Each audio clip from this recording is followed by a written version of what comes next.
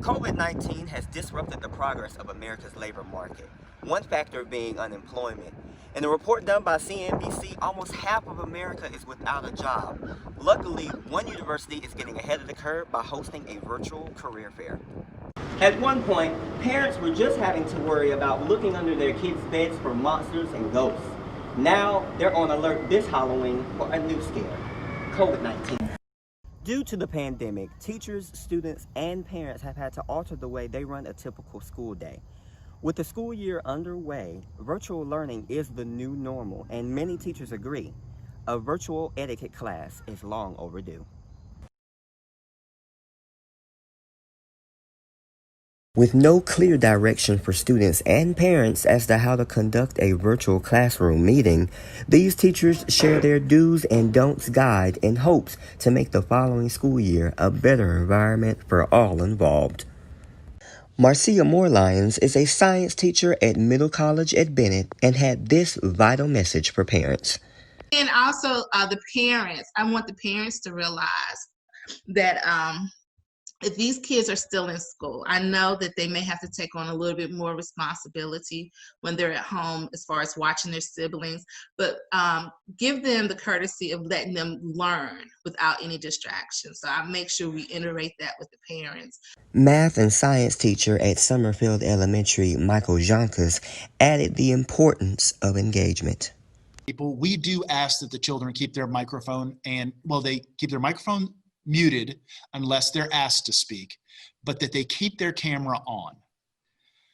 The reason we've asked that the camera is on is because we have experienced kind of that ghosting thing. You'll ask a kid, you're like, hey, Bobby, what do you think about Bobby? Bobby, nowhere to be found. So they're playing Call of Duty or whatever on the other side of that blank screen. They're not engaged at all. Overall, both teachers agree students should be in a quiet space, stretch or ask for breaks when needed, and dress appropriately for class. As far as the don'ts, reduce outside distractions such as television or chatter. Don't be in bed during class. And for parents, try to avoid full-fledged conversation with your kids unless it's an emergency. North Carolina A&T State University has taken a new approach to getting students prepared for the job market. This past month, A&T has been getting students ready with the use of Handshake, an app that connects students with employers while also hosting a virtual career fair that facilitates the interaction. I spoke with the career coordinator for the College of Arts, Humanities, and Social Sciences, Shay Braswell, about how this experience turned out.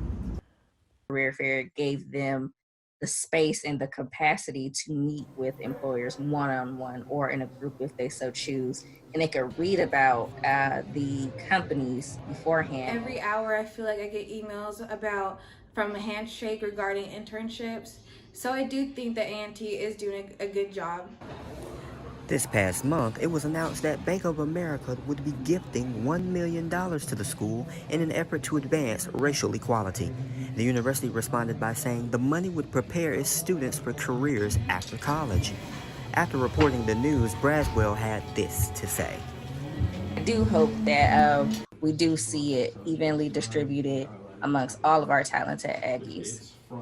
The COVID pandemic has been the cause of many social gatherings and events being canceled this year.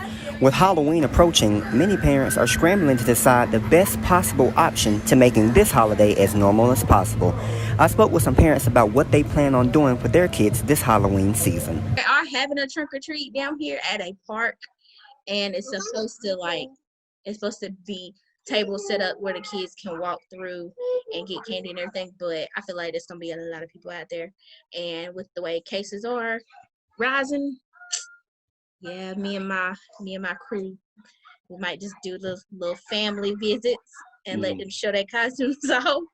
My actual neighborhood is doing a trunk or treat, so that adds a little bit of security for me because I know these folks in my neighborhood. They're gonna take all cleaning precautions and bag individually, so you don't have to kind of scramble through a random bucket of candy. So that adds another level of security. And that still kind of gives my son the opportunity to have, although a watered down version, but trick-or-treat experience nonetheless. However you choose to celebrate, the CDC is still advising to wear masks and practice social distancing. And from everyone here at the station, have a happy and safe Halloween.